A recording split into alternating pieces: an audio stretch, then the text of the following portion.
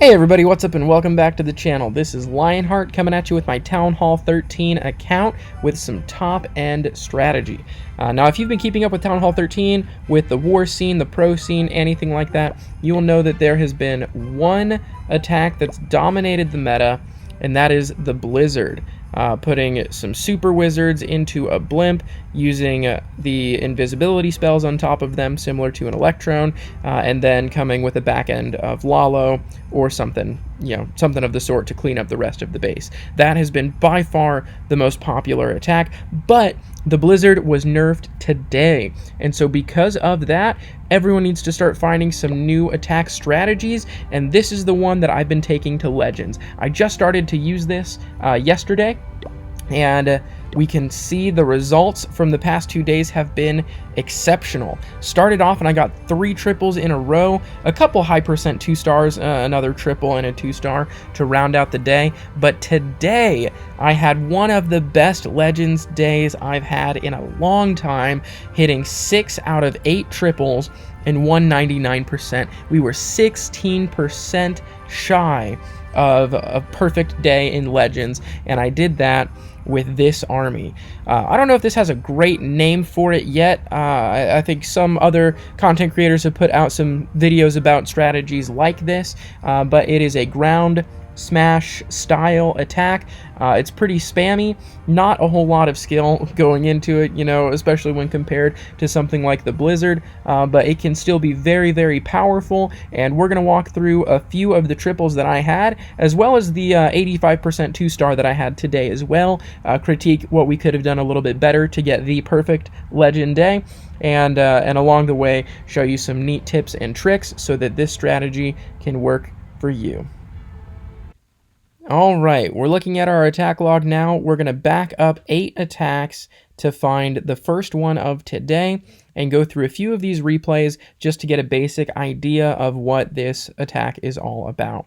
So we're coming in with the same army pretty much every time. We've got, different numbers of different troops you can tweak to be kind of whatever your preference is, but generally speaking, you need to have golems to tank, ice golems to do some more tanking. They have a really cool function too as well that we might see in this replay. About 4 yetis, 6 witches, and 8 bowlers, and that's going to be the core of it. You can play with those numbers as much as you want. Take an extra yeti, few less witches or bowlers, whatever your preference is, but this is what I like to take. I bring some wall breakers just in case there's a good wall to break at the very beginning of the attack, and then I always like to take a headhunter with me to Legends. You never know when it's going to be useful. Most of the time it's not, but especially with this attack, we'll point out when it can be useful. But the first thing that you're going to do every single time is look at your Quake spells and look at the wall layout.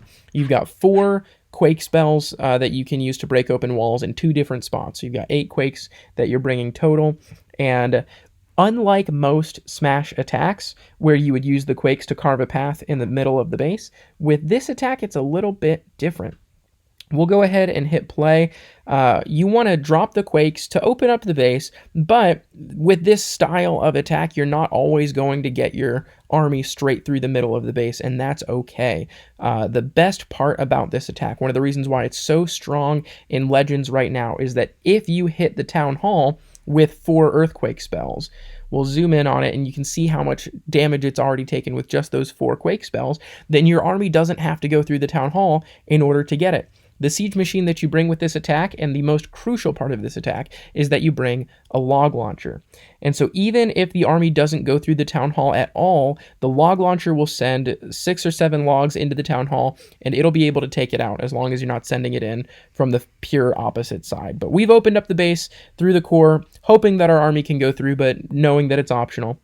We drop our golems first and our ice golems second so that the golems will tank. If they're right next to single target infernos, you might want to drop those ice golems first. One of the cool things that they can do is reset a single target inferno for whatever it was locked onto, and that can be useful. So if you're next to single targets, drop the ice golem first. If you're not, drop the main golem first, and that way when the ice golem goes down, it'll be later on into the raid, the freeze will actually get more value out of it. Drop your poison, obviously, like with any other attack. Drop your yetis, then your witches, and then kind of clump up all of your bowlers. That's been, the most successful for me. If you spread them out, they're going to walk around and they don't get a lot of value unless they're together. And you also want to do a pretty early Warden ability. This one might have been a little too early, but we've got all 4 Expos now locked onto everything. The Scatter Shot, the Single Target Inferno. And so it was of decent value. And you can see here that the log launcher is about to take out the town hall. And so really just the king was in the way of the blast, and he even walked out of it. So we didn't need the warden over top of the blast. But the majority of our army is here on the south side. Our warden's walking around. Our heroes are really about the only thing in the middle. We send the champ up on the top side to do some cleanup work over there. And like most smash attacks, we get this awkward spot of the attack where some of the army's left up, but you've used all of your resources, and if you've done it well, you'll have your hero abilities still up. Hopefully the queen and the champ. Right now you can see we just have the queen ability left, and for most smash attacks, it'll either stall out or it'll have enough power to go through and get the 3-star at this point in the attack, and we'll see the replay here. It doesn't look like it's good enough until we see how much of the army walked around the side of the base, and using the queen ability, we're able to take out that single target Inferno, and the Grand Warden and the rest of the army keeps going. It kind of looks like it peters out here at the end, and that's a trend that we'll see as we go through several of these replays. But that's just kind of the nature of this attack, that sometimes it'll be a crushing 3-star, other times it'll really look like it's about to fizzle out, but more often than not, it's going to have the strength to make it all the way through. So we'll look at one more replay here. The next one is a very different type of base. It's a ring base. With ring bases in general, there's always the issue of whether or not you're going to get the town hall. Your army can always walk around, and especially with a more spam style attack like this 8 Quake ground smash attack, you're not going to have a strong funnel, so it's important to hit the town hall with those earthquakes. And I chose to open up the other sides, use the 6 wall breakers to get into to that first compartment there. Drop all of the tanks first, then the Yetis, heroes, siege machines, and then bowlers last. Trying to keep those bowlers clumped up and preferably going inside the base is why we do it in that order. Again, an early Warden so that we can get our entire army into the Warden ability. The Warden will get confused with these spam attacks. Sometimes he'll follow the heroes, which could walk. We can see the Queen is walking around to the side and the Warden's favoring her. Sometimes he'll stay in the middle, which he is choosing to do this time, but you just can't count on doing a Warden ability in the core, and so generally speaking, you don't want to. We drop the champ is the last thing that we do for the attack. There was a lot of splash damage on this side of the base, this top side, and so I knew I could get away with dropping my champ over there. Use the ability a little bit early as she was getting into some of those defenses that were important to take out for the army and the core to be able to push all the way through. And then that's all she wrote. Again, it looks like it might fizzle out, but that champ's got all of her health still up. Everything is splash damage. The queen is taking out the trash on the outside, and there are a couple bowlers and witches doing the same on the other side. And even if it doesn't look like this overwhelmingly strong triple, there was no chance at the end of that any mix of traps would have made things go a little bit different. So we're going to look at one more replay before we get into our 85% 2-star and see, perhaps what we could have done differently. This was a fun one.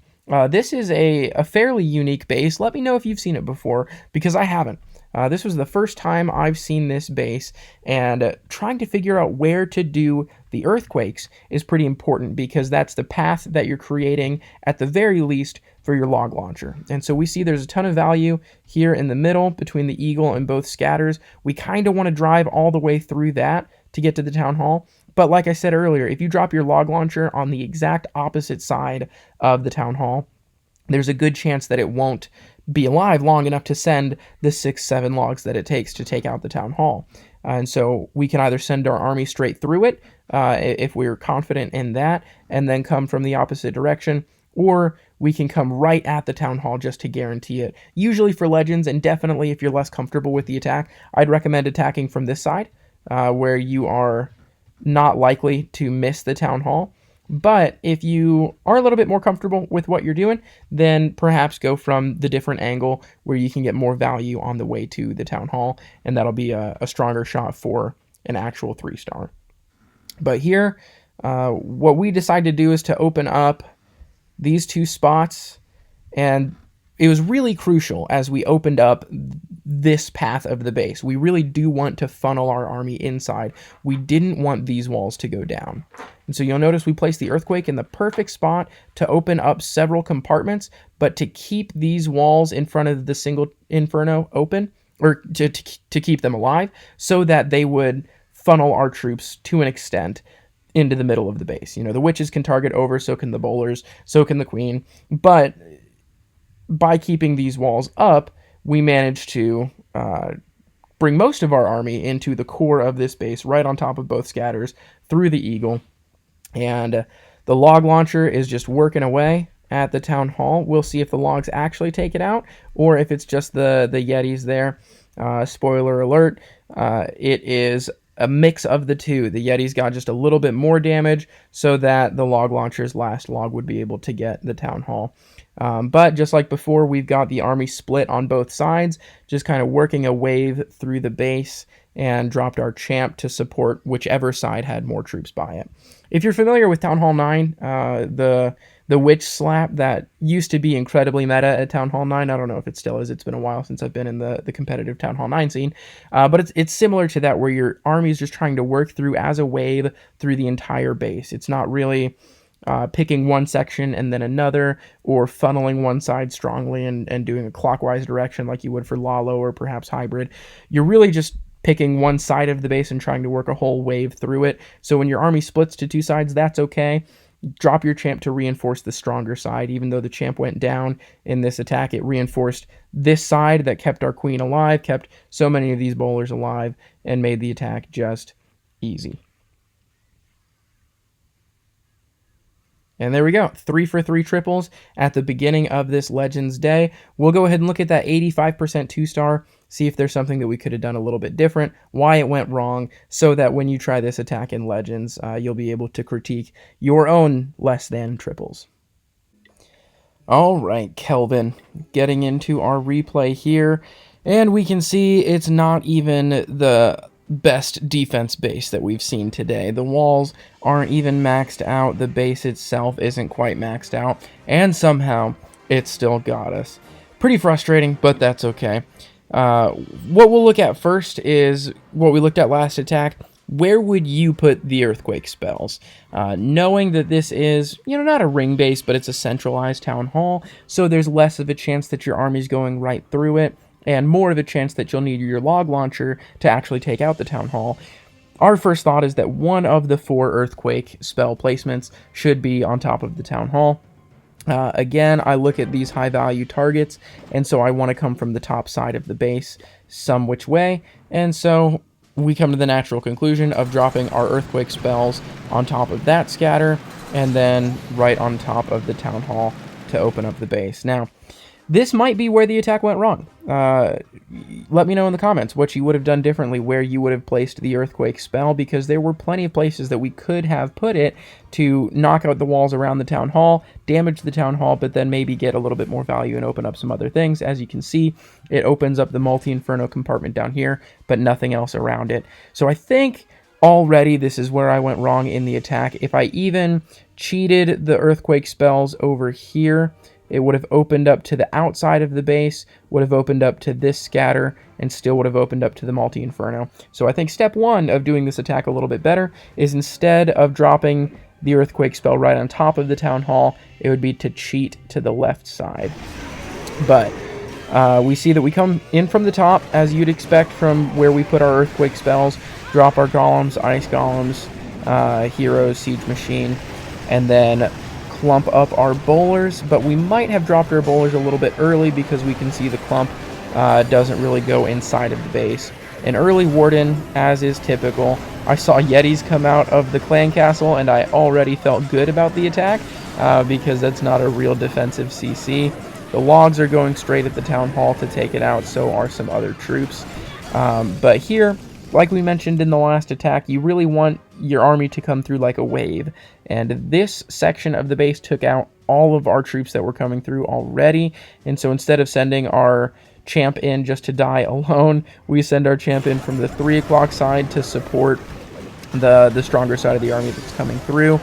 Drop a rage over just a few troops, but they all die pretty quickly, so we don't get a ton of value out of that second rage. And our Yetis are just walking into a trap, into the Archer Queen, the Warden, and 2 Expos over there. And so we can see in just a moment is when this attack will look pretty doomed. We had to use our champ ability when that Tesla farm popped up, and the Tesla farm and double cannon are able to take out the champ. And this is the phase of the attack, a 62% 2-star. That doesn't look too good. You know, we're not thrilled with a 62% 2-star, and all we have is our queen, a single witch, and a single Yeti. But going through the rest of the replay, this shows why this attack can be super powerful. Even, you know, someone like me who's still learning this attack, and if you take this into Legends, definitely the first couple days that you're learning this attack and trying to figure out the nuances to it, you'll find plenty of times where the attack looks like it's petered out, looks like it's all done, and you still manage to scrape up, in this case, 23% more of the base. It really is deceptively strong, especially in those end moments of the attack. It's able to push a little bit more than you'll think it's going to. But we can't end a video on a 2-star. We'll go back through and show you probably my favorite triple that I got of today was right after that. We see a diamond base, and these diamond bases are so common in Legends right now. And typically, it can be tempting to hit a diamond base from a corner. They leave these wall spots open, usually on every corner of these diamond bases. This base in particular has them everywhere, trying to direct where your troops go. And against diamond bases, when you got a ground-based army that targets anything, which is what all of these troops are, if you make the base in your mind a square instead of a diamond, and you come at it from a side instead of a corner, you are always going to have more fun. The way that ground troops that target anything work, it is a lot more predictable if they are coming at buildings from a straight line instead of if they're coming at buildings diagonally. But one of the reasons why this replay in particular is so cool is because it's the first one and one of the only ones of today where we didn't touch the town hall with our earthquake spells. We opened up instead the entire base. We know that there are chinks in the walls here, also brought our wall breakers just in case we needed to use them, but we attack from the town hall side and have the log launcher going straight at it, knowing that there's not a ton of defenses or really a lot of base to cover, so the log launcher will even get right on top of it if it has to. So we're not concerned about the town hall. We drop all of our troops like we normally would and trust that the bowlers will jump over, the town hall will get it itself. And most all of our army for this attack goes straight into the core, and that's one of the cool things about working these diamond bases from a side, is that they can be pretty easy to funnel if you spread out your witches and keep everything else pretty centralized. Drop our champ here on the south side while our queen and some other troops are working at the top. Use our king ability maybe a little bit early, could have saved that just another second or two. But our ice golem, the reason why we drop it after we drop our golem is that this ice golem here at the top is about to pop and freeze over and protect some of the other troops here in just a moment. But we'll see that the queen still has her ability, the champ still has its ability as they're working through the Tesla farm down here. Queen takes out that last scatter, champ takes out all of the defenses at the bottom, and this is by far the most crushing triple that I had today with our 8 Quake, Yeti, Bowler, Witch, Smash army. So that's going to do it for this video. That's my Legends day. Was 6 out of 8 triples and 99% 2-star, the 85% 2-star. If I get a full day of triples, a perfect day in Legends, I'll let you guys know. We'll make a video about it. But until then, this is Lionheart. Thank you so much for watching the video. Please do subscribe to the channel. It really does help out. If you want to do that, that'd be great. Turn on notifications, watch our other stuff, and let me know in the comments what you want to see next time. But until then, you guys have a great week and keep clashing.